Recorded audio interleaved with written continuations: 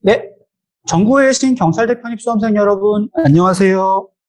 저는 독편사 편입논술학원 그리고 위드스타 편입학원에서 올해부터 경찰대 편입 언어논리 강의를 담당하게 된 김현수 강사입니다. 이제 2023학년부터 경찰대학교가 일반 대학생 편입 전형으로 총 25명을 선발하는데요. 시험 과목이 이제 필기시험이 60% 반영이 되는데 그중에 언어논리가 30% 그리고 이제 영어가 30%가 반영이 됩니다.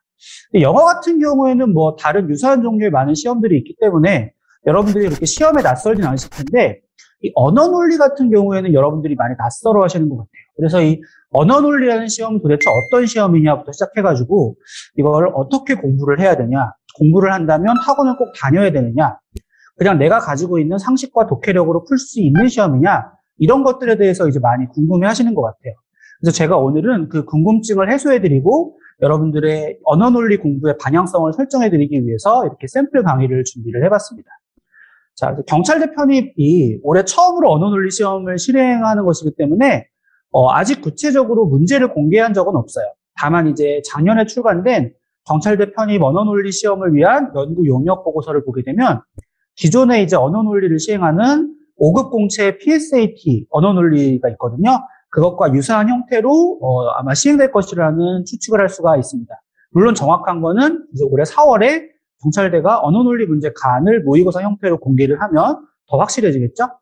자, 그래서 5급 공채에서 PSAT에서 언어논리가 시행이 되고, 그 다음에 최근에는 이제 7급 공채도 PSAT에서 언어논리가 시행이 되는데, 공무원 시험에서도 기존의 국어 시험과 다르게 최근에는 언어논리와 유사한 형태의 문제가 많이 출제가 되고 있어요. 그래서 제가 오늘 여러분들한테 샘플 문제로 가져온 이 문제도 2021년 지방직 7급 공무원 시험 국어 20번 문제인데요. 제가 이 문제를 가져온 이유는 언어 논리가 어떤 시험이고 어떻게 공부를 해야 되는지를 보여드리기에 가장 좋은 문제 같아서 얻어갈 것이 많은 문제 같아서 제가 이렇게 문제를 가져왔습니다. 자, 그래서 제가 문제 전체를 아이패드 화면에 띄워드렸는데요. 지금부터 한 3분에서 5분 정도 시간을 두고 여러분들이 이 문제를 직접 한번 풀어보신 다음에 제 수업을 들어주셨으면 좋겠습니다. 네, 그러면 저는 여러분들이 문제를 다 푸셨다고 가정을 하고 같이 이 문제를 풀어보도록 할게요. 자, 문제는 이렇게 되어 있습니다. 다음 글의 이론 X에 근거한 판단으로 적절한 것을 보기에서 있는 대로 고른 것은 추론 문제라고 할 수 있겠죠? 자, 제시문 길이는 그렇게 길지 않고요. 실제 언어 논리는 제시문은 이것보다 조금 더 긴 제시문이 출제될 확률이 높아요. 그런데 제시문의 내용이 논리학적 지식이 없으면 정확하게 판단하기 어려운 내용으로 구성이 되어 있어요. 그래서 여러분들이 아마 문제를 풀어보셨다면 기역과 니은 선지까지는 어떻게 판단이 되는데 디귿 선지가 굉장히 헷갈리셨을 가능성이 높습니다. 그리고 심지어 그 강사분들도 디귿 선지에 대해서 굉장히 오해설, 틀해설들을 많이 하시더라고요. 자, 그럼 한번 저랑 같이 한 문장씩 읽어보도록 할까요? 이론 X에 따르면 A가 B의 원인이다는 만일 A가 일어나지 않았더라면 B도 일어나지 않았을 것이다와 같다. 자, 밑줄을 쳐볼까요? 자, A가 B의 원인이다라는 것을 보통 이제 이런 제시문을 잘 풀기 위해서는 적절하게 기호화를 할 필요가 있어요. 자, A가 B의 원인이라는 것을 보통 이렇게 기호화해요. 근데 얘는 뭐랑 다른 거냐면 일반적인 조건문이죠. A이면 B다와는 달라요. A이면 B다와 A가 B의 원인이라는 다른 진술이기 때문에 화살표 한 쌍을 덧대가지고 이렇게 기호화를 합니다. 자, 근데 여기서 같다라고 하는 것은 논리적으로 동치라는 거예요. 그래서 이렇게 세 줄을 긋습니다. 자, 무엇과 같냐면, 자, A가 발생하지 않았다면 B도 발생하지 않았을 것이다를 흔히 어떻게 기호하기가 쉽냐면 이렇게 기호하기가 쉬워요. 이 물결 표시가 이제 부정어거든요. A가 발생하지 않았더라면 B도 발생하지 않았을 것이다. 이렇게 기호하기가 쉬운데 여기를 이렇게 기호하시면 안 됩니다. 왜 그러냐면 자, A가 일어나지 않았더라면 B도 일어나지 않았을 것이다를 이걸 뭐라고 하냐면 조건문이라 그래요. 그런데 이 조건문의 경우에는 A가 일어나지 않은 상황에 대해서 가정을 하고 있죠. 그래서 이거를 철학에서 그리고 논리학에서는 가정법적 조건문이라고 합니다. 혹은 뭐라고도 하냐면 반사실 조건문이라 그래요.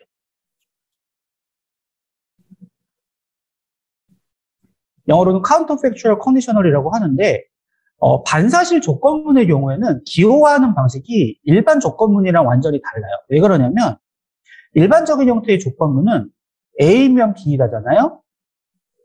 이게 뭐랑 동치냐면 not A이거나 B다와 동치예요. 이제 여러분들이 기초 논리학 공부를 하시면 이런 내용들에 대해서 조금 더 자세하게 아실 수가 있어요. 이 무슨 말이냐면 A면 B다라는 조건문은요. not A. 그러니까 전건이 거짓이면 조건문이 자동으로 공허하게 참이 돼요.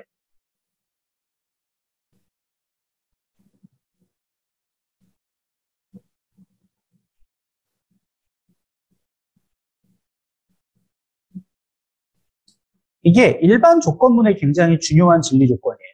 조건문의 전건이 거짓이면 조건문 전체가 공허하게 참이 됩니다. 그런데 반사실 조건문은 실제로 발생하지 않는 사실에 대한 가정이 전건으로 들어오기 때문에 전건이 거짓이라고 하더라도 조건문 전체가 공허하게 참이 되지 않아요. 따라서 반사실 조건문의 진리 조건은 일반 조건문과는 다르고요. 그렇기 때문에 일반 조건문과 같은 방식으로 기호화해서는 안 돼요. 그러면 반사실 조건문을 어떻게 기호화하느냐? 이렇게 기호합니다. 똑같이 A가 발생하지 않았더라면 여기 이렇게 박스 표시를 해요. 이게 뭐야? 반사실 조건문의 기호화에 대한 표시예요. 그러면 B가 발생하지 않았을 것이다. 이게 첫 번째 문단의 내용에 대한 기호화입니다. 그 다음은 계시죠? 예를 들어 기온이 낮아진 것이 온도계 눈금이 내려간 원인이다는 만약 기온이 낮아지지 않았다면 온도계 눈금이 내려가지 않았을 것이다와 같다. 이제까지 했던 이론을 예시를 통해서 부연 진술하는 것이니까 그렇구나 하고 넘기시면 돼요. 그다음 두 번째 문단을 볼까요? 두 번째 문단. 이론 X에서 만약 A가 일어나지 않았더라면 B도 일어나지 않았을 것이다의 의미는 무엇인가? 여기서부터 조금 어렵고 복잡한 지적을 하고 있어요. 그것은 A가 일어나지 않고 B가 일어난 상황보다 A가 일어나지 않고 B도 일어나지 않은 상황이 A가 일어나고 B도 일어난 사실과 더 유사하다는 것이다. 이게 무슨 말이냐? 자, 이 문장은 일반적으로 독해에서 직관적으로 이해하기가 굉장히 어려운 문장이기 때문에 이런 문장일수록 철저하게 기호화해서 접근할 필요가 있어요. 자, 그래서 한번 볼까요? 만약 A가 일어나지 않았더라면 B도 일어나지 않았을 것이다 의미는 뭐냐? A가 일어나지 않고 B가 일어난 상황보다. 이거는 자, A가 일어나지 않고 B가 일어난 상황은 AND예요. 이렇게 AND로 기호합니다. 이건 조건문이 아니에요. A가 일어나면 B가 일어나는 게 아니고 A가 일어나지 않고 B가 일어나는 거니까 이렇게 기호합니다. 이 상황보다 어떤 상황이 A가 일어나지 않고 B도 일어나지 않은 상황이 어떤 사실? A도 일어나고 B도 일어난 사실과 더 유사하다라고 하니까 이렇게 부등호로 표현을 하면 될 것 같아요. 더 유사하다. 예시. 가령 만약 기온이 낮아지지 않았더라면 온도계 눈금은 내려가지 않았을 것이다 라는 것은 기온이 낮아지지 않고 온도계 눈금이 내려간 상황보다 기온이 낮아지지 않고 온도계 눈금이 내려가지 않은 상황이 기온이 낮아졌고 온도계 눈금이 내려간 사실과 더 유사하다. 마찬가지로 했던 진술의 부연이에요. 자, 이제 이 제시문의 내용을 바탕으로 우리가 보기의 내용을 추론을 해서 문제를 푸는 거예요. 자, 한번 풀어볼까요? 기억. 갑의 흡연이 갑의 폐암의 원인이라면 갑이 흡연하지 않았더라면 갑은 폐암에 걸리지 않았을 것이다. 그렇죠. 기억 같은 경우에는 기호화를 하지 않아도 직관적으로 명확하게 참이라는 걸 알 수 있는데 그래도 기호화를 해보면 갑의 흡연이 갑의 폐암의 원인이라면 이건 뭐예요? 이렇게 기호한다 그랬죠? A가 B의 원인이라면 이거는 아까 제시문에서 뭐랑 동치라고 그랬어요? A가 B의 원인이라는 것은 A가 발생하지 않았더라면 반사실 조건문 B도 발생하지 않았을 것이다. 정확하죠? 갑이 흡연하지 않았더라면 갑은 폐암에 걸리지 않았다라는 반사실 조건문과 동치니까 기억은 명확하게 맞는 진술입니다. 그 다음 니은을 볼까요? 갑이 홈런을 치지 않고 갑의 팀이 승리한 상황보다 자 기호해 볼까요? 갑이 홈런을 치지 않았어요. A. 그런데 갑의 팀이 승리했어요. B. 이 상황보다 갑이 홈런을 치지 않고 갑의 팀이 승리하지 않은 상황이 not A and not B죠? 이 상황이 갑이 홈런을 치고 갑의 팀이 승리한 사실 A and B죠. 더 뭐 해야 돼요? 유사하다는 것은 갑의 홈런이 그 팀의 승리의 원인이라는 것이다? 그렇죠. 왜요? 지금 제가 기호한 내용이 성립하면 그거는 뭐랑 동치고 A가 발생하지 않았더라면 B가 발생하지 않았을 것이다와 동치고 A가 발생하지 않았더라면 B가 발생하지 않았다라는 것을 뭘 의미합니까?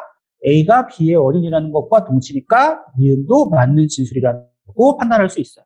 그래서 사실 여러분들이 꼼꼼하게 독해를 하셨다면 니은까지도 기호하지 않고 판단을 할 수가 있는데 문제가 디귿선지예요. 디귿선지는요, 기호하지 않으면 절대로 정확하게 판단이 불가능한 선지인데 여기 여러분 그 별표 하나 쳐주실까요? 제가 이거에 대해서 그 유튜브에 올라와 있는 그 여러 가지 공무원 선생님들의 해설 강의를 찾아보니까 대부분 디귿선지에 대해서 어떻게 해설을 하시냐면 틀린 해설을 하시더라고요. 자, 디귿은 이렇게 돼 있어요. 까마귀가 날자 배가 떨어졌음에도 까마귀가 난 것이 배가 떨어진 원인이 아니라는 것을, 그러니까 기역선지와 니은선지와 달리 이 디귿선지는 원인이 아니라는 상황에 대해 진술하고 있네요. 까마귀가 날지 않고 배가 떨어지지 않은 상황보다 까마귀가 날지 않고 배가 떨어진 상황이 까마귀가 날고 배가 떨어진 사실과 더 유사하다는 것이다. 근데 이것에 대해서 어떤 식으로 해설을 하시냐면, 자, 일단 디귿이 틀렸다. 왜 틀렸냐면, 자, 제시문에서는 원인인 상황에 대해서 진술하고 있죠. 맞습니까? 그렇죠.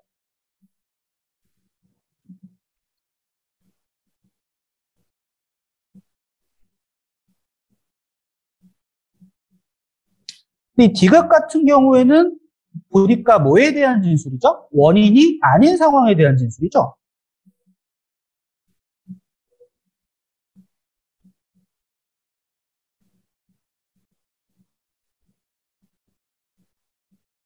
그러니까 이거예요. 제시문에서는 원인인 상황에 대해서 진술하고 있는데 디귿선지는 원인이 아닌 상황에 대해서 진술하고 있으므로 틀렸다. 여러분 절대로 이렇게 추론하시면 안 됩니다. 이거는 논리적으로 틀린 추론이에요. 왜 그럴까요? 제가 여러분들한테 한번 여쭤볼 테니까 대답해 보세요. 원인인 상황에 대한 진술로부터 원인이 아닌 상황에 대한 진술을 추론할 수 있을까요? 없을까요? 추론할 수 있습니다. 왜죠? 원인이 아니라는 거는 원인의 부정명제이죠. 우리는 논리학적으로 긍정명제로부터 부정명제를 추론할 수 있어요. 그래서 우리가 논리학을 공부할 때는 논리적 부정에 대해서 공부를 하게 돼요. 그러니까 디귿은 단지 원인이 아닌 상황에 대한 진술이라는 것만으로 틀리다라고 판정하면 안 되는 선지예요. 물론 이 문제의 경우에는 그렇게 판정을 해도 답을 맞출 수는 있지만 여러분 경찰대 언어논리 시험에서 고난이도 문제를 출제한다면 이런 디귿 같은 선지에서는 반드시 함정을 팔 수밖에 없어요. 그러면은 틀린 추론을 하고 문제를 와르르 틀리게 되는 겁니다. 그러니까 어떻게 해야 되냐? 디귿도 기호화를 하셔야 돼요. 자, 어떻게 기호할 수 있어요? 까마귀가 날자 배가 떨어졌음에도, 그러니까 A and B임에도 뭐가 아니래요? A가 B의 원인이 아니래요. 이게 아니래요. 이거는 뭐라냐? 자, 이렇게 말하고 있습니다. 까마귀가 날지 않고 배가 떨어지지 않는 상황보다 not A and not B인 상황보다 까마귀가 날지 않고 배가 떨어진 상황이 not A and B인 상황이 어떤 사실? 까마귀가 날고 배가 떨어진 사실 A and B인 사실보다 더 유사하다는 것이다. 이게 논리적으로 맞는지를 판단하라는 거예요. 맞나요? 이거 어떻게 판단해야 되죠? 자, 다시 우리가 제시문을 통해서 얻은 정보를 정리해보면 A가 B의 원인이라는 것은 뭐랑 동치고요? A가 일어나지 않았더라면 B도 일어나지 않았을 것이라는 반사실 조건문이랑 동치고요. 얘는 뭐랑 같다 그랬냐면 A가 발생하지 않고 B가 발생한 상황보다 A가 발생하지 않고 B도 발생하지 않은 상황이 A도 발생하고 B가 발생한 상황보다 더 유사하다예요. 자, 그런데 뭐라 그랬냐면 디귿은 A가 B의 원인이 아니라고 했으니까 부정하면 되는 거죠. 맞습니까? 그러면은 뭐의 부정인 거예요? 이거의 부정인 거죠. 이 반사실 조건문 전체의 부정인 거죠? A가 발생하지 않았더라면 B가 발생하지 않았다가 아니라는 거죠? 맞죠? 이거는 그럼 뭐랑 동치인 거냐면 이거 전체의 부정 명제가 일로 오면 돼요. 맞죠? 제가 이 괄호친 이 전체를 부정하면 돼요. 그럼 부정을 하면 뭐가 바뀌죠? 부등호 방향이 바뀌죠. 자, 여러분, 근데 부정할 때 부등호 방향 바꿀 때 주의할 점이 뭐예요? 크다의 부정이 작다가 아니라 작거나 같다가 논리적으로 부정이에요. 그럼 부등호 방향이 어떻게 바뀌어야 되냐면 이거는 이렇게 바뀌어야 됩니다.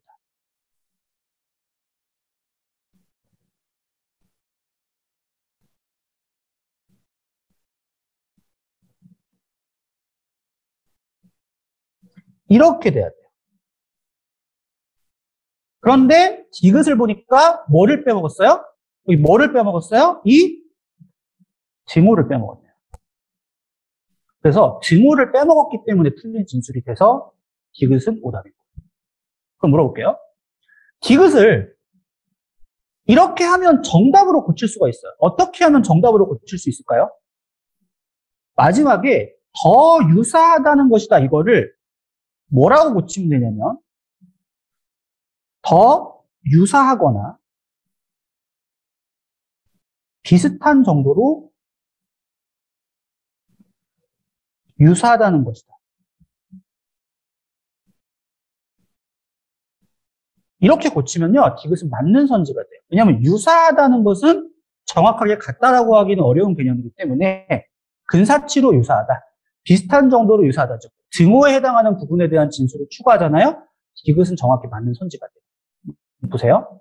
만약에 디귿 선지가 이렇게 출제가 안 되고 더 유사하거나 비슷한 정도로 유사하다라고 출제가 됐는데 아까 제가 말씀드린 틀린 해설처럼 제시문에서는 원인의 상황을 진술하고 있는데 이 디귿 보기에서는 원인이 아닌 상황을 진술하고 있으므로 틀리다라고 판단하면 여러분들은 맞는 선지를 틀린 선지로 잘못 판단해서 처리하게 되는 겁니다. 고난도 문제를 틀리게 되는 거죠. 이해되십니까? 그래서 이 문제의 정답은 기억, 니은 1번이에요. 근데 디귿이 틀린 이유가 여러분, 디귿이 틀린 이유가 원인이 아닌 상황을 진술해서가 아니라 원인이 아닌 상황에 대해서 논리적으로 틀리게 진술해서라는 거에 주목하셔야 돼요. 왜 틀렸어요? 부등호 하나 때문에 틀렸어요. 논리적 부정명제라는 거죠. 이거를 정확하게 판단하지 않으면 여러분들이 고난이도 문제가 출제되었을 때 풀어낼 수가 없는 겁니다. 여러분들이 제가 이렇게 푸는 걸 보고 야씨 언어 논리 이거 너무 어려운데 이거 어떻게 공부하라는 거야? 결론은 간단해요. 제가 이렇게 기호화를 사용한 게 이제 처음 언어 논리를 접하는 학생들 입장에서 굉장히 복잡할 수 있지만 사실 이 기호화는 어려운 내용이 아니라 여러분들이 아까 제가 말씀드린 기초 논리학만 공부하셔도 다 할 수 있는 내용들이에요. 여러분들이 언어 논리 효과적으로 대응하기 위해서는 첫 번째는 반드시 기초 논리학을 공부해야 됩니다. 두 번째는 그렇게 공부한 기초 논리학을 바탕으로 제시문의 내용을 정확하게 기호화하고요. 기호화한 것들을 가지고 정확하게 논리적으로 추론하는 방법들을 훈련해야 되는 거예요.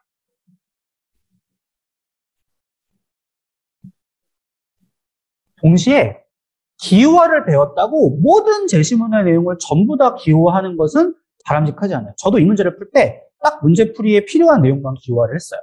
그래서 기호화를 연습을 하고 이 기호화한 내용을 실제 문제풀이에서 어떻게 최단 시간 안에 적용할 것인가, 그리고 디귿같이 정확한 추론을 하는 훈련을 끊임없이 반복했을 때 여러분들이 경찰대 편입 언어 논리에서 고득점을 기대할 수 있을 것이라고 생각을 합니다.